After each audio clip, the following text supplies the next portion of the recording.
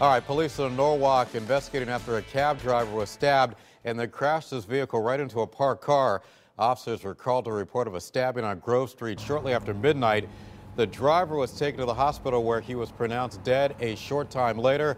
News 8's Ken Pierce has been on this story all morning long. He joins us live from Norwalk now, where police have just wrapped up a briefing. Ken. Yeah, Keith, it was late this morning that police here in Norwalk released the identity of the victim of this stabbing, a 51-year-old cab driver named Jackson Pierre Louis. Police say he was stabbed, kept driving at least a little bit, and then crashed his car. Then he made a last desperate call to 911 before passing away.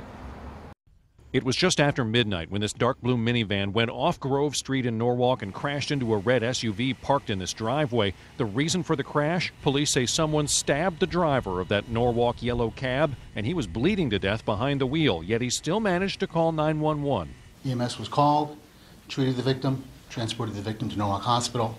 The victim succumbed to his injuries a short time later. The crash is not far from a Metro North station. Police stopped a train just after the crash to search it for suspects, but didn't find anyone. That train station is also where colleagues last saw the victim, 51-year-old Jackson Pierre Louis. Last night, 10 o'clock, I used to talk to him, I was together, You saw him just at 10 o'clock, and he died about midnight. So you saw him just 2 hours before he died? 2 hours before he died. He's a very nice guy, working to build a family. He got kids in college, he got kids in high school. After the sun came up, you could see just how hard the cab hit the parked SUV, knocking it sideways and up over a curb.